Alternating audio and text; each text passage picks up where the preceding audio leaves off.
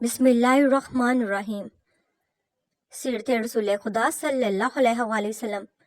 3 چیزوں سے دل سخت ہوتا ہے: گانا سننا، شکار کا پیچھا کرنا اور بادشاہ کے دروازے پر جانا۔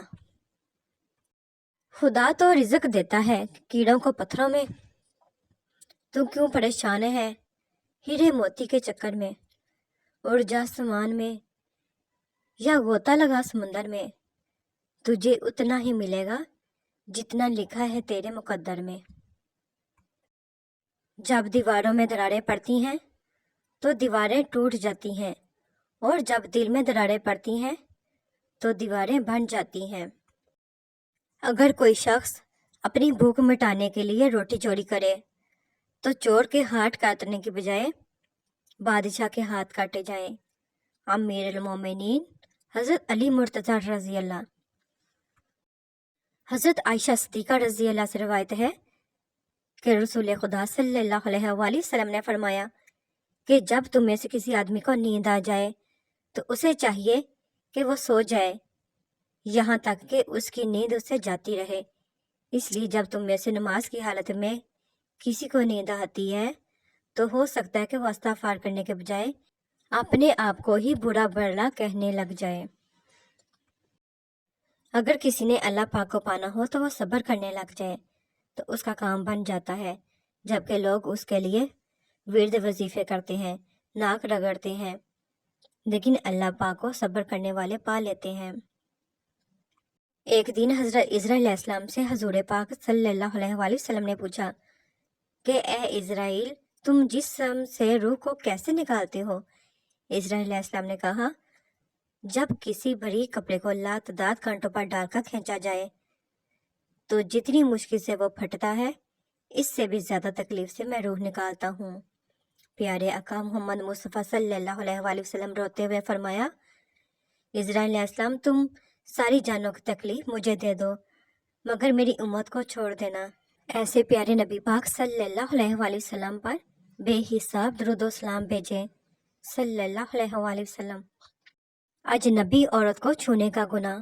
سیدنا معقل بن یسار رضی اللہ تعالیٰ سے روایت ہے کہ رسول پاک صلی اللہ علیہ وآلہ وسلم نے فرمایا، کسی آدمی کے سر میں لوہے کی سوئی ٹھونس دی جانے کی تکلیف اس گناہ سے کم ہے جو اسے غیر محرم عورت کو چھونے سے ملتا ہے۔ حضرت جابر رضی اللہ نبی کریم صلی اللہ علیہ وآلہ وسلم سے روایت کرتے ہیں کہ آپ صلی اللہ علیہ وآلہ وسلم نے ارشاد فرمایا، قیامت کے روز خدا کچھ لوگوں کو چیونٹیوں کی شکل میں اٹھائے گا، لوگ انہیں اپنے قدموں سے روندیں گے، پوچھا جائے گا یہ چیونٹیوں کی شکل میں کون لوگ ہیں؟ انہیں بتایا جائے گا کہ یہ وہ لوگ ہیں جو تکبر کرتے تھے۔ حضرت ابن عباس رضی اللہ تعالیٰ عنہ سے روایت ہے کہ رسول پاک صلی اللہ علیہ وآلہ وسلم نے ارشاد فرمایا، کثرت سے توبہ کرنے والے کو اللہ پاک وہاں سے رزق عطا فرماتے ہیں جس کا اس نے گمان بھی نہ کیا ہوگا۔ استغفار کی توفیق تمہارے کامیاب ہونے کی پہلی نشانی ہے۔ استغفر اللہ ربی من کل ذنب واتوب الیہ۔ یا اللہ پاک ہماری تمام خطاؤں کو معاف فرما دیں، آمین۔ آپ صلی اللہ علیہ وآلہ وسلم نے فرمایا، اگر جھک جانے یعنی عاجزی اختیار کرنے سے تمہاری عزت گھٹ جائے تو قیامت کے دن مجھ سے لے لینا۔ رسول پاک صلی اللہ علیہ وآلہ وسلم نے فرمایا، جو کوئی اللہ پاک اور آخرت کے دن پر ایمان رکھتا ہو وہ اپنے پڑوسی کو تکلیف نہ پہنچائے، اور جو کوئی اللہ پاک اور آخرت کے دن پر ایمان رکھتا ہو وہ اپنے مہمان کی عزت کرے، اور جو کوئی اللہ پاک اور آخرت کے دن پر ایمان رکھتا ہو وہ اچھی بات زبان سے نکالے ورنہ خاموش رہے۔ دل کی قیمت نہیں لیکن زبان کا میٹھا بول دل کو خرید لیتا ہے۔ کاش انسان بھی نوٹ کی طرح ہوتے، روشنی کی طرف کر کے دیکھ لیتے اصلی ہے یا نکلی ہے۔ نماز کے بعد اپنی جگہ بیٹھے رہنا۔ رسول پاک صلی اللہ علیہ وآلہ وسلم نے فرمایا، تم میں سے کوئی شخص نماز کے بعد اپنی جگہ بیٹھا رہے تو فرشتے اس وقت تک اس کے لیے دعائے مغفرت کی دعا کرتے رہتے ہیں جب تک اس کا وضو نہ ٹوٹ جائے۔ فرشتے یہ دعا دیتے ہیں، اے اللہ تو اس بندے کو معاف کر دے، اے اللہ تو اس بندے پر رحم فرما۔